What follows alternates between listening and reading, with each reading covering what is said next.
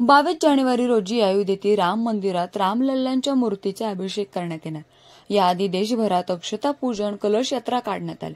अयोध्येतील श्रीराम मूर्ती प्राणप्रतिष्ठापना सोहळ्याचे निमंत्रण घेऊन आलेल्या अक्षता कलशांचे स्वागत आणि पूजनासाठी त्या संपूर्ण भारतभर देण्यात आले। यामुळे सगळीकडे भक्तिमय असं वातावरण पाहायला मिळते। म्हणजे भारतच नव्हे तर भारताबाहेर देखील हा जल्लोष आणि उत्साह भक्तांमध्ये पाहायला मिळतो।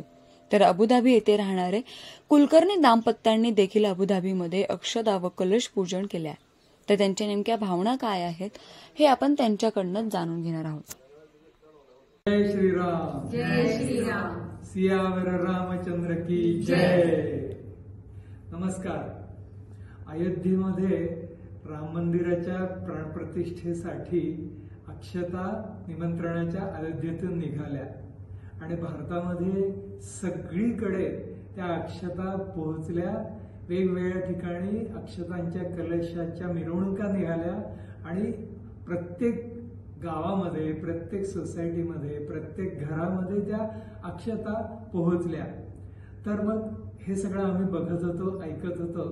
तर आम्ही आता अबुधाबीत राहतो इथे, तर असं एक सारखं मनात येत राहिलं की या अबुधाबीत कशा येतील।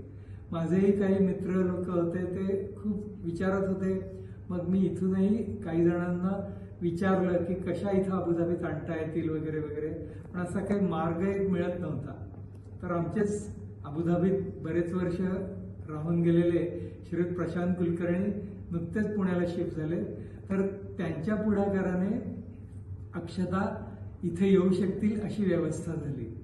तर त्यांनी पुण्यामध्ये त्या अक्षता कलेक्ट केल्या आणि माझेच इथले मित्र श्री जयदीप माजगावकर परवाच रात्री येताना अक्षता घेऊन आले। त्या पॅकेटमध्ये अक्षता होत्याच केशरी रंगाच्या, खूप छान वाटले त्या अक्षता दिसल्या।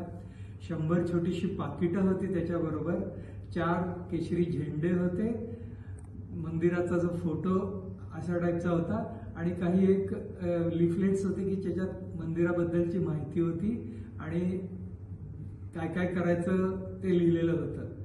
तर अक्षरशः 48 तासाच्या थोड्याशा नोटीसवर इथे जे काही मित्रपरिवार आहेत, ओळखीचे आहेत, त्या सगळ्यांना आज संध्याकाळी 8 वाजता अबुधाबीत घरी बोलावलं। आणि नुसतेच मराठी नाही तर खूप अमराठी मित्रपरिवार इथे आले।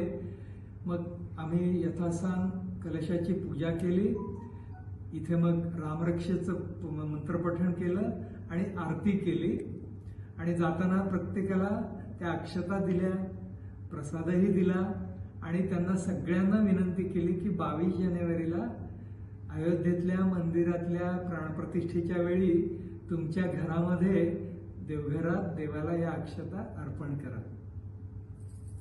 खरंच वाटलंच नव्हतं असं काही अपघात असेल आणि कधी कधी वाईटही वाटायचं। आपण भारताच्या बाहेर आहोत, टीव्हीवर बघताना असं वाटायचं की आपण तिथं का नाही आहोत। पण ज्यावेळेस हे सगळं झालं आणि हातात अक्षता आल्या, त्यावेळेस अक्षरशः अंगावर रोमांच उठले होते।